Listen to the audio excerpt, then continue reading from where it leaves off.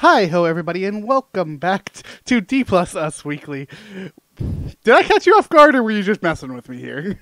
I'm just messing with you. Okay, because I can't see you. I can't see your camera until I swap it over. Oh, that was great. Having that 10 out of 10. information now in the back of my mind, this is going to be great. Oh no. Welcome back everybody to D Plus Us Weekly, the show where we talk about shows exclusive to Disney Plus, episode by episode, week by week, for our enjoyment and yours. I'm one of your hosts, Griffy D-Pad, and with me as always is the wonderful, the amazing Mr. Mitch George. How are you doing tonight? It is a great time to head back to Westview, and I, for one, cannot wait. Don't mind me as I swap the logo on the recording. We haven't recorded the weekly show in a little bit. It's been a minute.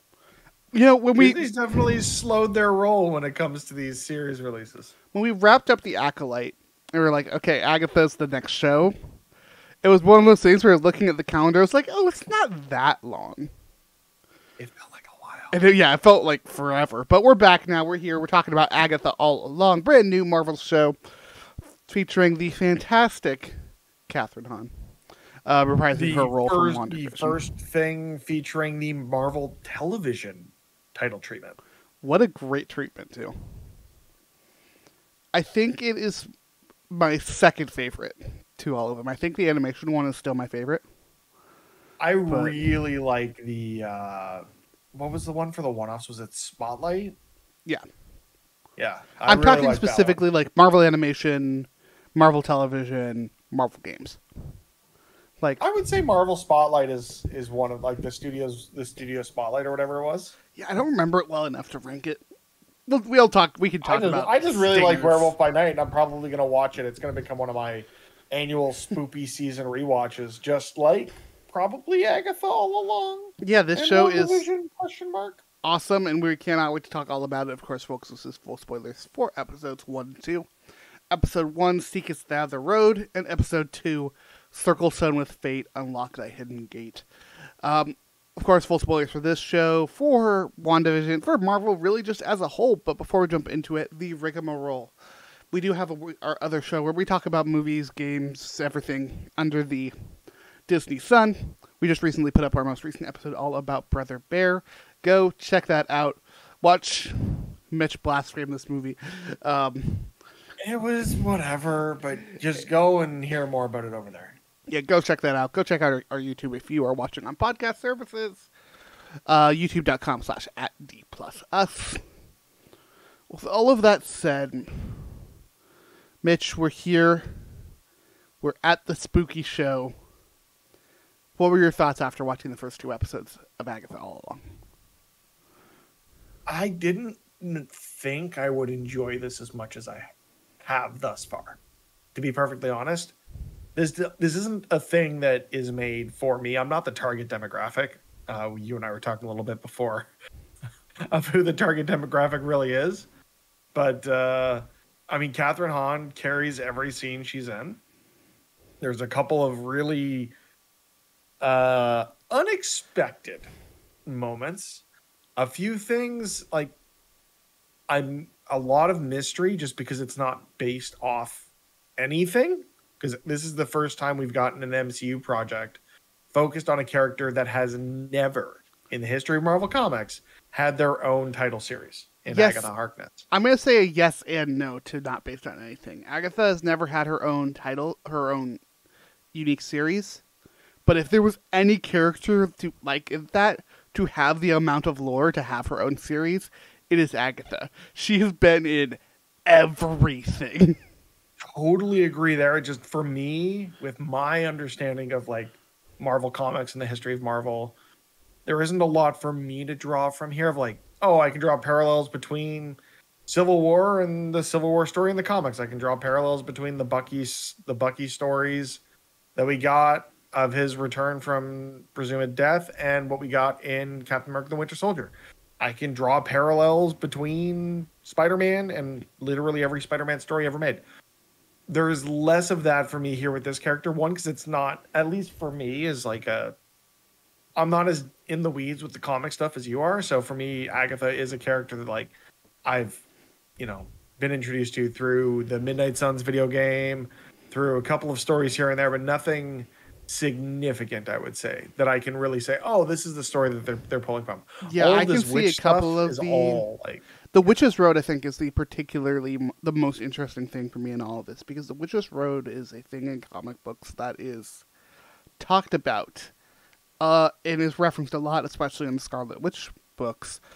But the Witch's Road really hasn't been explored all that much until actually, like, the most recent issue of Scarlet Witch. As far as, those parallels we're talking about, there's a couple of them that I'm seeing already. Particularly with the characters she's recruiting, as well as the Salem 7. Her original coven, all of that, as well as, what was it? Nick something. What was the name on the plaque?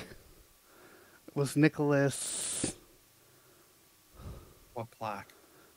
In her house, in the room that looked to be like a dead kid's room or something.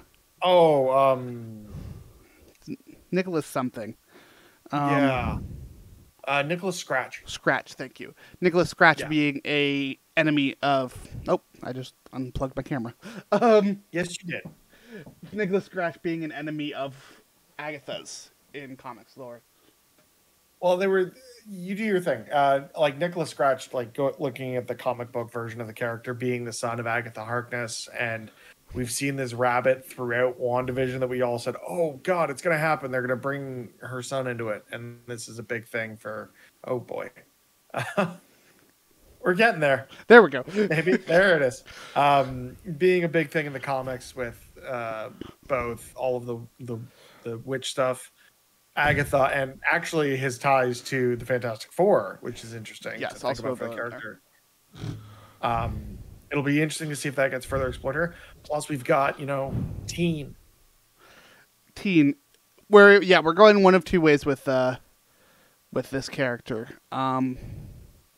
Obviously, it's either going to be Scratch himself, or it's going to, the most likely thing that everyone's expecting it to be is for him to be Billy Maximoff. Or Billy Kaplan. Or Billy Kaplan. Which is a whole other bag of worms to unpack. I honestly think that it could go a third way. What, are they going to make another boner joke? They're going to make another boner joke. It's going to be a boner joke. I don't expect that with this hex that exists around this character. Like when he tries to tell Agatha his name, as well as going through his backstory, plus looking at the character of Billy Kaplan in the comics, and the fact that this teen has a boyfriend who is overly protective and cares about him. There are a lot of parallels to be drawn there. So either they're setting a whole bunch of false flags, or it is very clearly going to end up being Billy Kaplan. Yeah, it was that thing when one of the first trailers came out where we saw that shot of him speaking and then his mouth being covered by the magic, and it's like, we're pretty sure the movements there come out to Billy.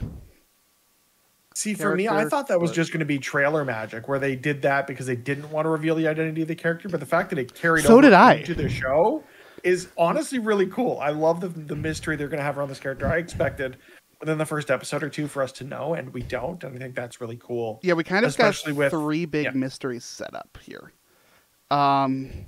Like learning the backstory between Agatha's relationship to Rio Vidal, who Aubrey Plaza, played by Aubrey Plaza, yeah, kills it. We'll talk all about that because I could genuinely just do an episode on their relationship.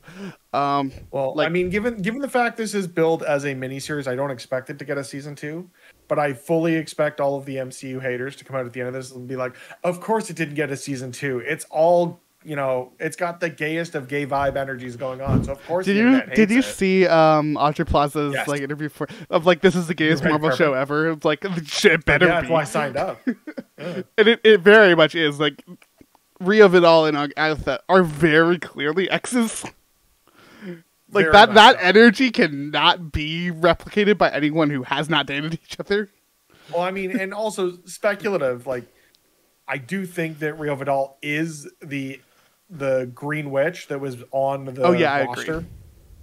And the fact that we just recruit Mrs. Hart, well, because interesting too with Rio Vidal, because I honestly think she might be a stand-in for Blackheart in the MCU. Maybe. Because she said on the roster, Yeah, it was the black heart. a black heart. Well, she also had that that's- line when they were fighting of "My heart is pitch black and beats only for you." Which could be a callback to that, or just the fact that it's a scorned lover, or it's. But yeah, I agree. I do think I need to get into I don't want to get into the Mephisto hype this early, but like Blackheart. Yeah, I do think Deborah Jo Rupp, like Sharon Davis, Mrs. Hart. I will always remember her as Mrs. Hart. I think all of that. I'm always going to remember her as Mrs. Foreman. Well, I mean, in me to call her anything but in this show. Like I love that bit we have in the first episode of like Agatha, like being Agatha, or I think it's in the second episode of referring to everyone as their names that Wanda had called them. Yeah. I honestly love the way that this opens, that it opens as like what looked like a parallel to The Calling or any other real detective show. That was directly a reference to Mare of Easttown. Okay. So like I love the fact that we start this and she's still under the spell, and we get this revelation before the end of the episode that Wanda is dead. I'm going to do air quotes around that because I also have a theory there. And that allows her to be freed from the Hacks by teen. I'm really curious to see like it's comics. Dead is never actually dead unless you're Quicksilver. R.I.P. Aaron Taylor. Dead does not mean dead unless it means dead for legal Peters reasons. And Aaron Taylor Johnson in Secret Wars as Quicksilver, I can die happy. But also Kraven the Hunter. Anyways, I'm not even addressing that. Anyways. If it happens, I'll be happy. Yeah, I think a lot can come from the Witch's Road. I love their use of there was definitely I know me especially, but I know a lot of people had issues with Multiverse of Madness and how it took the events of WandaVision and kind of just ignored them. You mean how Michael Waldron just didn't care enough to watch whatsoever. WandaVision to incorporate any of it into Multiverse of Madness? Yeah. I'm trying to be nice. It's a new thing. No, we can be mean. Now here you've actually got a showrunner that looked at Multiverse of Madness and said, hey, this character is directly related to the thing that we're making. Why don't we reference those events in the thing that we're making and have this continuity? Yeah, I like that we brought both of those in. Like, it's 3 years later. She's still stuck in this. I love that throughout the entire time of her being a detective, something just always feels a little bit off. Especially once Aubrey Plaza's character shows up as the federal agent. Oh, so good. But my favorite thing on all of that is the Darkhold twist. Of this seemingly mundane book being the Darkhold, seeing it burned, being like, yeah, she destroyed all versions of the Darkhold across the multiverse, so of course this version would no longer exist. And then there's that whole montage of her going through all of the different transformations of Agnes, or all the different phases of Agnes from WandaVision, ultimately to come out of it as Agatha in the flesh, literally and figuratively, where you've got this incredible nude scene of Kathryn Hahn doing just Kathryn Hahn things. And I mean, even before that, though, it's all out there. The versions, going through the different versions of her from WandaVision, from the different episodes, was so really cool. Fun. Like, I know we got that shot of her in black and white in the trailer, but even with that, I still love the reveal of like, oh no, yeah, she's just taking off her clothes. Oh nope, out before that, that horrible aerobics outfit. I still love that joke. Like getting to it, going to the black and white, and then her finally being herself, and then in the next episode, like, or I guess actually that same episode of her finally looking and feeling like Agatha again. So good. This kind of center around the Ballad of the Witch's Road, down to the episode's being lyrics from the song. Yeah. I didn't love the song. It is very catchy, but it just, I mean, it's, it makes sense with the vibe of the show they're going for. It's not like I said this to you before we started recording. A friend of ours, former guest on the show that we want to have back for more episodes, and described this as Marvel making a spooky show for white women who love Halloween. And as someone who is married to somebody that is a white woman that loves Halloween, she was enthralled through the entirety of these first 2 episodes. So I think they really nailed that one. Yeah, there is a musical element to this show. And I mean musical in terms of Broadway. Element to the show that is most apparent in that song. Also by the fact that you cast Patti LuPone in literally anything. But which there is a line when they finish the song. Yes, it is the funniest line in all of Marvel. She gets called out for being pitchy. You're telling me one of the greatest Broadway actors of our generation is getting called out as pitchy in this? You are up someone's ass. That is my favorite line in this. That's my favorite line in this entire show so far because it is so fourth wall funny. It is it is a better fourth wall joke than anything Deadpool makes in the entirety of his 3 movies. Like, it is such a specific reference to me. I don't know. The fact that he shot Ryan Reynolds in the head as he read the script for Green Lantern was pretty good.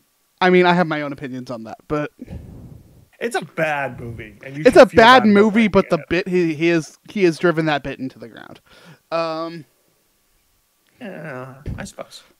Yeah, I love all the different characters here, getting kind of a wide range here of characters I have no idea who they are, to characters that I absolutely know who they are. Particularly Jennifer Kale is a character that I know fairly well, just because she's appeared in a handful of things I've read, a lot of Doctor Strange stuff. As well as Alice Wugoliver, played, I am never going to remember names, by Alion, who, like, her comic counterpart is this, like, essentially a witch cop in Hong Kong. Like, we're getting weird references. Deep cuts. But, like, the cast we have here is so good. Like, Sashir Zamata, Ali On, Oki Pugwasley as Vertigo from the Salem 7 side of things, or Patti LuPone. Joe Locke is fantastic as Teen. Like, everybody is so damn good. We've already talked about Deborah Jo Rupp, Rupp. She's just classic TV mom, and she continues to do that here, and I love it so much. I will say I'm getting some massive whiplash from me watching Joe Locke in this. After the last thing I saw him in was Heartstopper, but yeah, I've not seen it. So this is my first introduction to him as an actor, and it 10 out of 10. 10 out of 10. Fantastic. I love his vibe. We need an upbeat character in all of this. I just love that he's sort of just like a witch fanboy. And I do wonder how that develops for this character, because the idea of the Witch's Road is when you reach the end, you get that which you most desire. And he says, when he's talking with Agatha about this, that he wants power. But if, and again, we're getting into the hypotheticals here, if this is Billy Kaplan, is what he wants the power that, Billy Kaplan possesses, or that Billy Maximoff did possess? Or is it, knowledge? Because knowledge is power. Is it knowing where he came from? Is it knowing about his parentage? Is it knowing about the history of his abilities? Is it a way to bring Wanda back to life?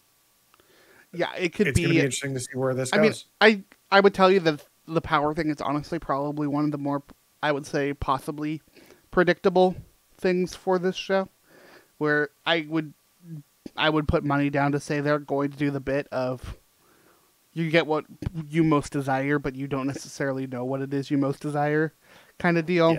Yeah. Whether it's for him or Agatha or whatever. Like, it's a pretty standard thing to use in these. I mean, the most recent example I can think of was the friggin' Puss in Boots movie. Like, everything uses this. It's a very good movie. I've heard great things. But again, I'm way behind on my movies because I just caught up on TMNT Mutant Mayhem, and boy golly, is that a great. Wait, you just watched that? Like a couple of weeks ago, yeah. We haven't had a chance to talk about it since. I thought you'd seen that already. Nah, and now I'm gearing up for this weekend to find a couple of hours to just be like, hey Carmen, I'm going to the movies. Because you don't want to see Transformers, and I really do. So look, I gotta go see Transformers this weekend because they're giving out the Sonic the Hedgehog 3 posters this weekend. So priorities. It is a poster of Shadow. Sonic the Hedgehog. I'm pretty sure I'm gonna have to find a way to sneak out of the house to see Sonic. Look, the poster is Shadow the Hedgehog doing an Akira slide on a motorcycle. How can't I want that? Bringing it back around. Yeah, the second episode kind of being like all of these witches being essentially down on their luck for a litany of different reasons, whether it's not necessarily understanding fraud, people, bankruptcy. I love Patti LuPone's characters, especially of like, yeah, she's essentially been run out of town so many times at this point that she's like, I'll just do whatever I can. He just wants to belong somewhere. And I think that's especially like looking at the idea of life and having lived as long a life as some of these witches have, of just finding that like calm in the storm. I can see as something very relatable. Yeah. Patti LuPone's character is 450 years old. Also, I love the Salem 7 and the fact that they're not shy about jump scares and being creepy. Like that shit was creepy. Yeah, and I love that they're ominously opening behind me on its own. Oh wait, no, there's Carmen. Hi, Carmen. Yeah, I love the uses of the animals as well. Going with these animals that are the animals were the 7, right? I was trying. They were the 7, yes. Okay. These traditionally very traditional. Like these are what you expect from familiars. You know, snake, crow, fox, rat, owl, coyote. Okay, maybe not coyote, but you never know. Because wasn't Agatha's mom in the coven too? The Salem 7 isn't necessarily the original coven. Remember, she kills her mom. Well, but so the way I pieced it together was that these were the witches that she killed, and we're going to find out how they're back in some way or shape or form. Because we all know that Agatha's thing is that she takes the power of other witches. She even tries it here of trying to egg them on. We see that spark, even though they all don't really have that projectile magic, but bringing them together and getting them riled up, there was that spark of magic in that second episode. She was very close to be like, nah, fuck this. I'm taking whatever I can get and I'm getting out of here. So it'll be interesting to see how that dynamic develops between Agatha and the Coven and the 7 as the series progresses. Yeah, I don't think the Salem 7 is necessarily going to be her mother so much as it is going to be Nicholas Scratch. Like, as far as comic books go, I forget if it's like Scratch. Like the Salem 7 are like all Scratch's kids. Oh, okay. And I think that having that familial aspect of there, I think, is absolutely there. I also think because this is the MCU, right? We do address things all the time. I could also see them going the route of it being her mother having something to do with it instead. Like, there's a lot that can be done here. Agatha is a character that has lived for quite a long time at this point. You can kind of do whatever. Yeah, I also love the idea of the 2-episode premiere. I've said this on a number of shows that we've done of just getting enough to sink your teeth into. I feel like, especially looking at something like this, if we'd only gotten that first episode, I would have been left wanting more, and I'm glad we got 2-episode premiere and 2-episode finale. I was going to say, that feels more like a timing issue than anything else. I feel like if they had started a week earlier, it would have been a 1-episode finale, but they want to get that last episode out before Halloween. That 2-episode finale is on October 30th. And you know what? I respect great that. Fucking timing. I respect that. I don't know what it is. I don't even care if it's like, doesn't make sense. Like, get that shit out for Halloween. Hell yeah. And I'm really hoping there's an aspect of this that actually ties in to the idea of All Hallows Eve, of like the powers at the end of the road are strongest on All Hallows Eve or some weird shit like that. And that we get that finale the day before. It's gonna be Do we know like roughly what time this is taking place? Like, because we know 3 years after WandaVision. 3 years after WandaVision. All right, so we probably won't have anything directly referencing Halloween, but it would be fun. I mean, we say that. We got that for WandaVision, didn't we? Wasn't that also out around the same time? And the Halloween episode was... I'm going to go find that out. I'm going to look that up. You keep going. Don't forget, like, WandaVision also has a very weird releasing thing, like, story because of COVID and whatnot. So... Oh, never mind. It came out in February. Yeah, that's what... Like I said, though, I don't think we can take that for as it is because... No. It was released when it was because of COVID changes. So, it could be. I don't know. It's witchy and I love it. Let's talk about Aubrey Plaza.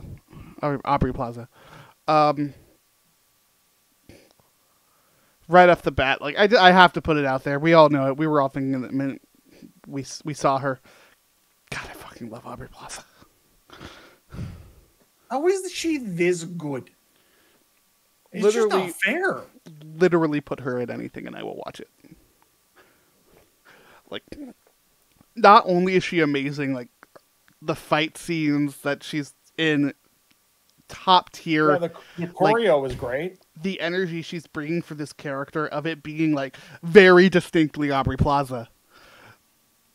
So damn good. Like, the tension between her and Kathryn Hahn is electric.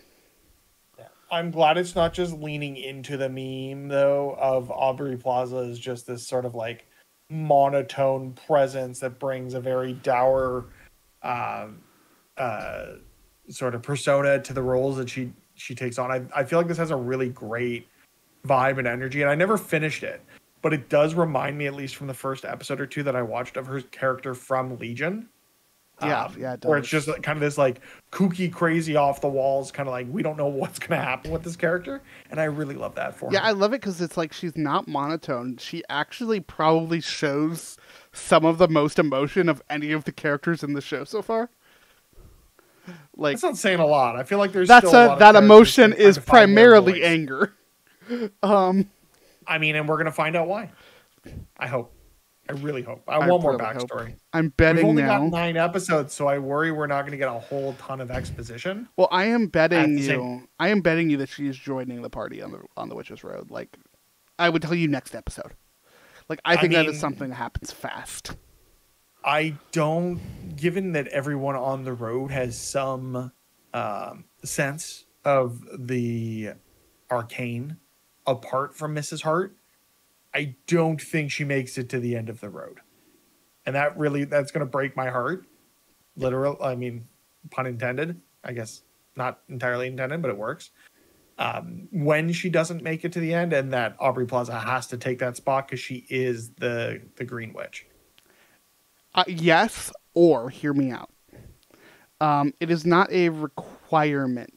Like, you don't have to only have this amount of witches. Like, you can have more. I know it's not a. Hear me out. Right? I can also very much see this being the only person I can think of at the moment is what's his name from Deadpool? TJ Miller? No, God no. Fuck that guy. Yeah, he's not a great person. No. X-23. All the Deadpools love him. That movie? Nice Pool. No. The normal dude. Oh, why can I not remember his name? What's the normal dude's name in Deadpool? Yeah, the normal guy. It's like Kevin or something. His buddy. That works at the car dealership. Oh, this is kind of. I know. I can. Peter. Peter. Thank you. Everyone needs a Peter, baby. Like, I can also see this very much being a Peter situation where she's just along for the ride. And she's just here now. And there is. Now I'm just double checking. Yes, it is Peter. Okay. Oh, thank God. And like her entire existence here is just comedic support. Like, I could totally see them doing that as well. I do like having a character here that isn't. I mean, I figured Joe Locke's character was going to be this, of someone who's like new to this space, and he definitely does do that as they're getting the band together, and he's very much like the fanboy of this whole coven thing. I don't know if, you know, Mrs. Hart becomes that comedic relief of that same sort of fish out of water experience, or if it's just this obliviousness, or is that the right word? I don't know if that's a word. I would say oblivious. It's late. I'm tired. Just her being oblivious to what's actually going on around her.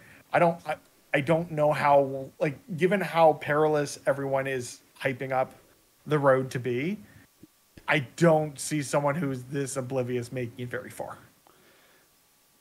Yeah, I can definitely see that. I am very curious to see what's happening next in this. I want to also quickly shout out the next few episodes are being directed by Rachel Goldberg, which really has me excited. Rachel Goldberg has been directors on stuff like American Horror Story. Oh. She did an episode for Gen V. She did some stuff for that Resident Evil show that, you know, hit her. Not a great show, but the vibes are there for something like this. Like, and she also did stuff like Veronica Mars, American Gods. Like, she definitely has a very unique background, so I'm very excited to see what she does here. One last thing I want to shout out before we wrap this up, because this is one of our longer episodes for a weekly one, is I want to just talk about the episodes.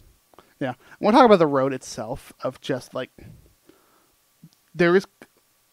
we have not even really experienced the road that much. We've got the entrance and then them taking off their shoes to respect the road. We've gone to Oz, baby. Now we're going to see how things really go. I love that we have not seen pretty much any of it, and there is still this massive reverence to the lore of this thing that we are yet to experience. I mean, interestingly enough, Agatha being the only one, presumably, that has experienced the road in this group, or at least made it to the end, it's going to be an interesting dynamic between her and the rest of the group as to what they want to do versus what she knows has worked in the past. And if the mistakes of the past will come back and repeat themselves and she'll learn from that, or if it's just everything's going to go off the rails and it's going to be a wild time. Yeah, I have a theory on that. Hit me. And I think it might be a great way to end this. I don't think Agatha got all the way to the end of the road. I think... You think self-sacrifice? I think Rio did. And Agatha stole her power. Oh. That's my theory. I'm putting it out there. Rio's got power, so how did she... I guess she found another way to acquire power. Yeah. Like, clearly you can get power back. Yeah. Or maybe Agatha didn't steal all of Rio's power. Like I don't think Agatha made it all the way down the road. At least that's the theory I'm currently working on. We'll have to see if that holds. You got any fun things to wrap up? Any fun theories to wrap things up on? Other than teen being another Ralph Boner joke, that's really the only theory I've got. We're trying not to Mephisto this again. I already said Mephisto, so it's not going to happen. It's the same thing as I said earlier when I said something that was the equivalent of Macbeth in a theater, and I don't remember what it was, and I don't want to. Oh yeah, here. that was before recording. Yeah, I know. Well, I'm not going to repeat it here. Yeah. But no, I hope this. I don't have any theories. My hope for this show is that it can stand on its own merit and not just feel like something that's building to something in the future. Yeah, I think so far it's handling that pretty well. Obviously, it's not something we can really judge until the end of the finale. But no, because I mean, you've already got the internet up in arms. If this is Billy, then they're building to Young Avengers again, and it's just like we don't need to hear that same rhetoric for like the 6th show in a row. They're going to do it eventually. They're setting it up, but like, I mean, everything is building to everything by just a character existing. So that's also very true. That's Marvel now. That's been Marvel ever since 2012. But yeah, obviously we'll be back next week for the next episode of Agatha All Along. I cannot wait. This show has me so excited for Wednesday nights. Mitch, if people want to keep up with us in the meantime, where can people find us? YouTube, D+us. Find all the past episodes that we've done with video recordings for. Drop a comment, share with your family, friends, grandparents who are watching the show, because I'm honestly surprised there isn't more people invested in the show with how big WandaVision was at the time. That's the other thing. So I wonder if we build to that over the course of the show, but stick with us week to week to find out. Let us know in the comments what your fan theories might be as we go through the show to go with mine and Griffin's. But yeah, that's a great place to keep up with us. Yeah, please let us know what you think of the show. Everywhere that you can reach us. We will be back in the next episode, but until then, have a magical day. Spooky Excelsior. Ooh, I like that one.